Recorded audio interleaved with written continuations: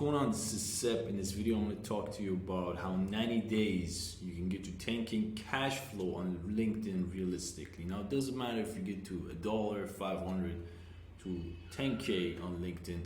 The matter is that you learn how to position yourself in the market in the B2B space, right?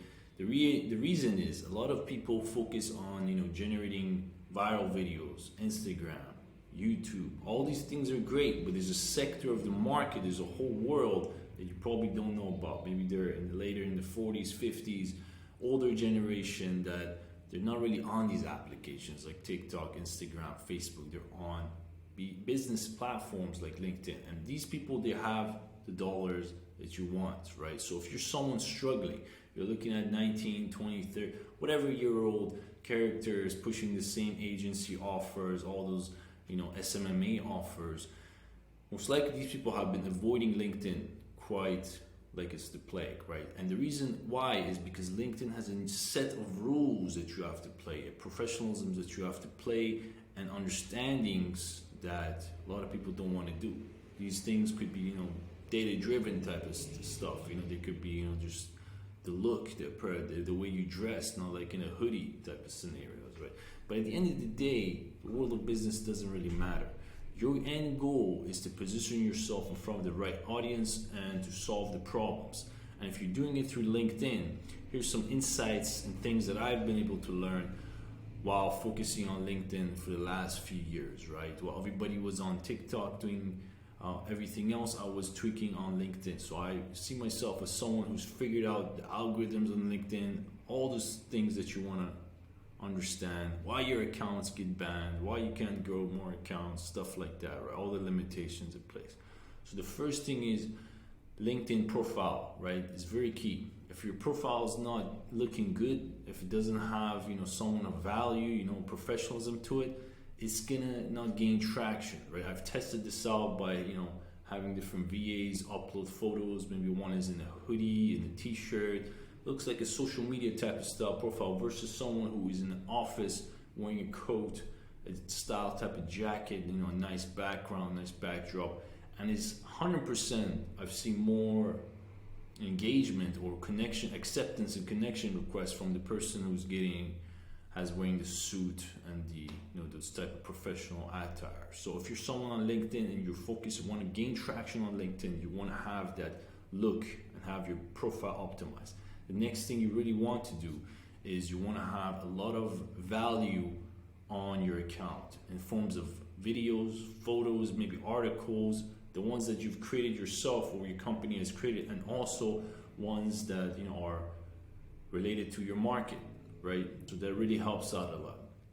And the way to grow on LinkedIn is not quite what people think. It's not about sending emails or having sales navigator and things like that. It's really just about maximizing your connections, right?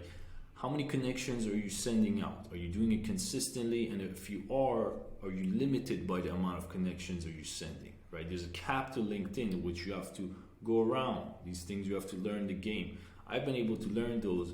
I don't want to share those insights, but they're very technical, so most likely we'll have to let those in further videos.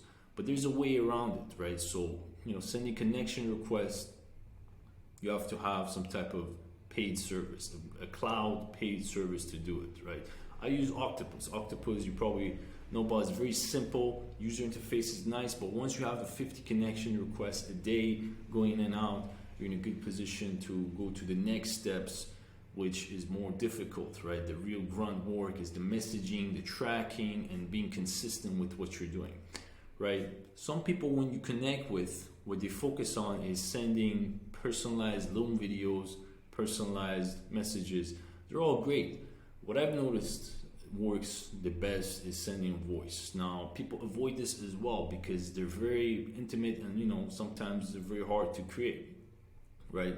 There's system as well. You can systemize, have your VA send as well. I'll share that in later videos, how it looks like. But having things like voice, avoiding sending similar paragraphs like everyone else is doing is something that'll help you out. So come check out later videos. I'll dig down how you can send those as well. So data-driven follow-ups, these are interesting. people follow up with one type of message, one sentence, right? Hey, did you see my message? That's the wrong approach in my opinion. Your follow-ups need to be dopamine triggering type of scenarios, right? Hey, I just made this video related to this AI tool. Do you want to check it out? I'll send it to you. If they don't engage, leave it. Have them on your 4th, 5th, 6th, 7th step follow-up, right? What you really need to do to win the LinkedIn game is to have a sheet, a Google Sheet dedicated for your connection requests. Every time someone comes in, every day, there's one sector of it, you have their name, their LinkedIn, the date, and that they see your initial message, the trigger message, the hook, right? If they saw it, beautiful, take them to the next step, which is probably something else in the sequence that you have. Your end goal is to bring them on a call, right? So that is your next phase. If they don't see it, you're going to put them in the follow-up sequence, try to trigger some dopamine related to their business. Most likely you need some pain points and a solution. Hey, this new AI tool. Hey, by the way, did you check? I want to share this with you. Is that cool with you? Can I send it to you? Things like that. You need to test hook points over and over again, whether it takes a 14-day testing phase or a 30-day testing phase. You need to stick to one hook point and test it out for a certain period of time. If you see some traction with the hook point you're giving out, hey, I got this new AI tool, can I send that to you? That line, right? If that works, stick to it, right? You don't want to keep jumping around with your messaging, confusing yourself, right? The data is what dictates your success, so you better stick to it. Now, how could you use AI in the game to gain some leverage? What I've been able to do is, use AI for content generation, articles, stuff like that. So why not, right? Because everyone in your list, in your LinkedIn, you got to view them as a subscriber or someone in your email list. They're going to be on their day-to-day, most likely scrolling. And if you're someone that pops up on their feed, then you're most likely going to be someone they're going to be like, who is this guy? What's their messaging? What's their offer? What's this company doing? What do they stand for? Maybe in the future you have a problem, you pop up in their head, right? So many times I've seen random characters, the guys in the business that I'm not even related to, but by seeing that person's face and seeing how consistent they are, that great, I automatically have some type of relation with them in the back of my head. Why? Because they positioned themselves there. They earned that position. You want to do the same thing by being consistent. Now you can use AI tools to help you to get that there. Another thing you can use AI tools, which is under leveraged, no one's really doing this, is using GPT-4. GPT-4 is one of the things that I've been testing for some time. I recommend it to a lot of people. Is if your sales department, right, you want to limit the amount of time it takes for you to send messages to people. You can take a screenshot of someone's profile, send it to GPT-4 as a screenshot, as an image, help you to come up with some type of pain point or something that stands out, and GPT-4 will tell you that. For example, I did this with an account. The person had a sunset, the picture of a sunset in the background. GPT-4 put that in a way, gave it to me, and I gave it another prompt as I asked GPT-4, hey, make it more social media or text-friendly type of format, right? And it gave me a different format, right? Because most likely what it does is give you a very long detailed. If you spot what is the key personalization message, then you could use it as a more human tone, right? Like a high school tone or something like that. That's the prompt you can give it, right? So GPT-4 is good for that, for the sales department, trying to stand out from everybody else, right? End goal for you is to fill up the calendar, right? If you want to get your target of cash flow, you gotta fill up your calendar, right? This is where the sheets come in. The sheets are your life. Print them off, live with them, sleep with them, wake up to them, brush your teeth with the sheets. Why?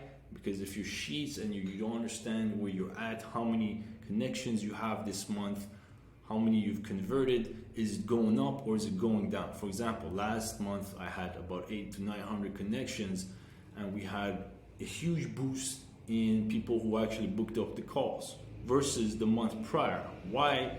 Because we focused on the part where we had a bottleneck, which was sending calendar invites, right? Before we would, hey man, let's get on the call. I noticed in the metric on the sheet, there was not a lot of calendar invites being sent. So we focused heavily on the calendar invites, getting the calendar invites sent. If the guy doesn't even respond, at least we sent it. We reached the final point. And that resulted in a huge boost by me actually focusing on the sheet and religiously looking at it over and over again. So tracking your sheet is what's going to dictate yourself. If you don't succeed after 60 to 90 days, reiterate your message and reiterate your offer and where you stand with that. But if you follow this blueprint, without a doubt, you will earn $1, $500, or $1,000 or more. But this is your ground point. This is where you start